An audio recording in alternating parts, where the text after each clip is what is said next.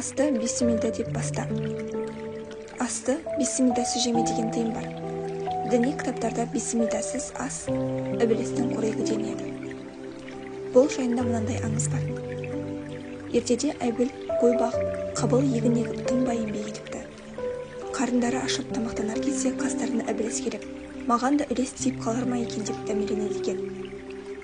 Әбіл асына бисмилда деп қол созғанда шайтанның үміті кесіліп, қап, бүгін жолым болмады, тамағына ортатасам дейіп, күні бойы жанды жүрбедім. Бисмилда деп асты адалға айналдырды. Маған бұл жерде орын жоқ деп ызаланып кетіп қалады екен. Қабылдың жанына келгенде ол асты қалай болса солай жей береді екен. Қабылдың осы қылығын шайтан жақсы көріпті. Бисмилдасыз асқа ібіліс те келіп ауыз салыпты. Қабылдың Әбілді өлтіруіне осы жағдай әсер еткен екен. Бисмилдасыз жеген ас ібілістің тамағы деген сөз осыдан қалды деседі. Шеш пайғамбарға адам ата, құттың басы бисмилдада, құт шықсын десең Құдайға шүкіршілік етіп, бетіңді сипа деп өсиет айтады. Содан бастап шеш өсиетті қаза етпей дәстүрге айналдырыпты. Ібіліс қарғыс қамытын киген кезде Құдайдан дат сұрапты. Датыңды айт дейді Құдай. Ұзақ жыл құлшылық еттім. Сендей ұлық тәңірге қолдарымның еңбек ақысын қайтармам лайық емес. Соның өтеуін бер дейді. Не сұрайсың дейді Құдай. Мені дәргейіне қуып, адамға баспана берді. Енді менің баспаным қайда болады? Онша мен дәретхана сенің мекенің. Дәргейінде жүргенде құлшылық қылатын жерім бар еді.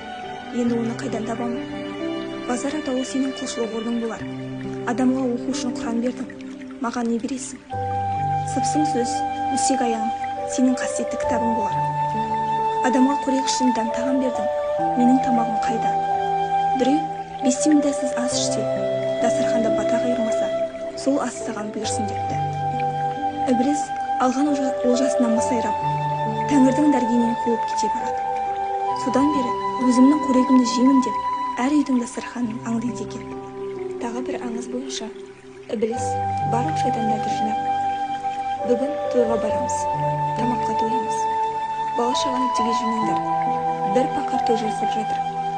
Өзі дінге әлсіз, тыйым талапқа салақ. Қардың бір тойса соның дастарханын тояды дейді. Барлық шайтандар қуанып, тойға асығады. Тойда тойбастар басталып, әулеттің сөз тайтын белелді ақсақалы алға шығады да, бисмилда деп сөз бастапты.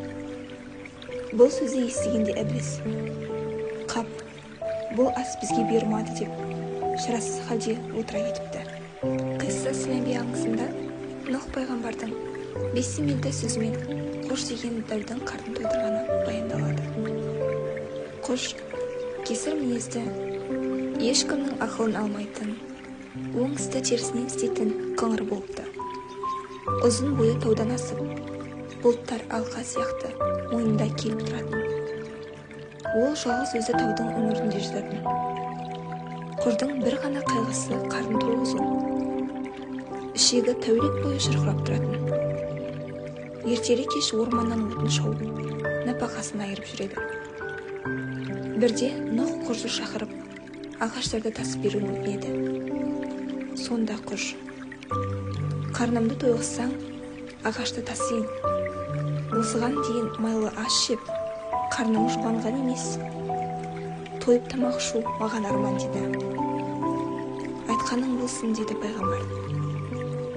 Құж ертесіне Нұхтың ағаштарын тасып береді. Жұмысы біткен соң, Нұх оның алдына бір шелпек әкеліп қояды. Өй, мынауың жұмырыма жұқ болмайды ғой деп, құж ашуланады. Бисмилда деп же, сонда тоясын деді пайғамбар. Құж бисмилда деп шелпектің жартысын жегенде тоқтығы бөлінеді. Жартысын қалтасына салып алды. Қарны тойғанына мәз болып жөніне кеткен екен.